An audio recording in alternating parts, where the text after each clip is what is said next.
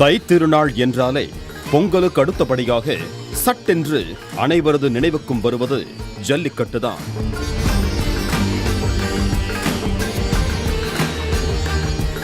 காளைகளின் திமிலை திமிராக அடக்கும் காளையர்களின் வீரத்தை உலகிற்கு பறைசாற்றும் இந்த வீர விளையாட்டு சுமார் 2000 ஆண்டுகளுக்கு முன்பு இருந்தே தமிழர்களின் கலாச்சாரத்தையும் பண்பாட்டையும் உலகறிய செய்து மிடுக்கான நடைபோட்டு வருகிறது.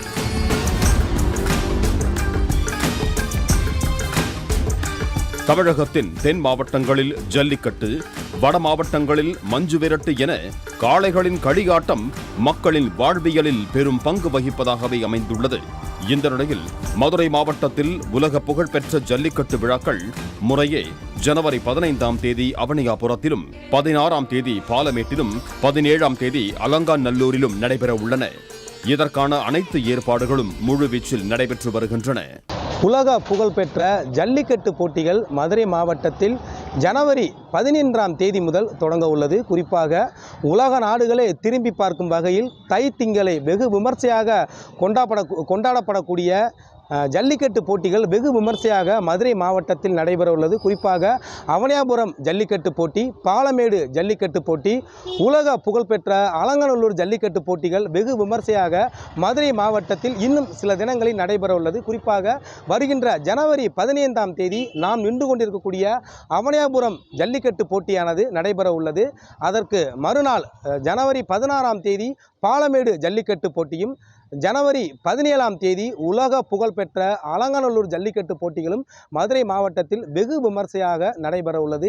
இதற்கான முன்னேற்பாட்டு பணிகளில் மாவட்ட நிர்வாகம் மும்முரமாக ஈடுபட்டு வருகிறது. அலங்காநல்லூர், அவனியாபுரம், பாலமேடு உள்ளிட்ட பகுதிகளில் விழாவுக்கான முகூர்த்தக்கால் நடப்பட்டு வாடிவாசல் தயார் நிலையில் அமைக்கப்பட்டு வருகிறது. ஜல்லிக்கட்டுக்கான விதிகள் மற்றும் கட்டுப்பாடுகள் ஏற்கனவே அறிவிக்கப்பட்டிருக்கும் நிலையில் பங்கேற்கும் காளைகள் மற்றும் மாடுபிடி வீரர்களுக்கான முன்பதிவு, மருத்துவ பரிசோதனைகளும் முறையே நடைபெற்றுள்ளன.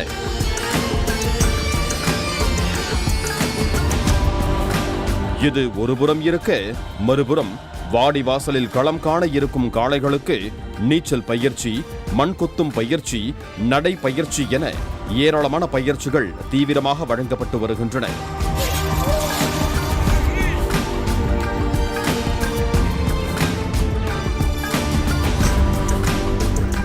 இது குறித்து பேசிய காளையின் உரிமையாளர்கள் ஜல்லிக்கட்டை முன்னிட்டு தங்களின் காளைகளை தீவிரமாக தயார்படுத்தி வருவதாகவும் தீவிர பயிற்சிகளை அளித்து வருவதாகவும் கூறினர்.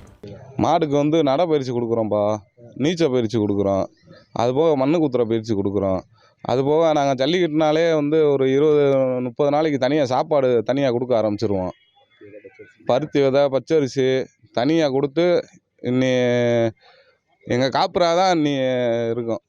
இன்னும் 3 நாளைக்கு எங்கள் காப்புராவாக தான் இருக்கும். 15, 16, 17 3 நாளைக்கு. அவனியாரம், அலங்காநல்லூர், பாலமேடு. பல 100 ஆண்டு காலமாக ஜல்லிக்கட்டு போட்டிகள் தமிழர்களின் வீரத்தையும் பாரம்பரியத்தையும் நிலைநிறுத்துவதாகவே அமைந்துள்ளன. இந்த வீர விளையாட்டில் காளைகளை துன்புறுத்துகிறார்கள் என பீட்டா தொடர்ந்த வழக்கில் பல சட்ட போராட்டங்கள் நடத்தி தமிழக இளைஞர்கள் மற்றும் பொதுமக்கள் நடத்திய மாபெரும் போராட்டத்தின் விளைவாக தடை நீக்கப்பட்டு மீண்டும் ஜல்லிக்கட்டு போட்டிகள் தொடர்ந்து நடைபெற்று வருவது குறிப்பிடத்தக்கது.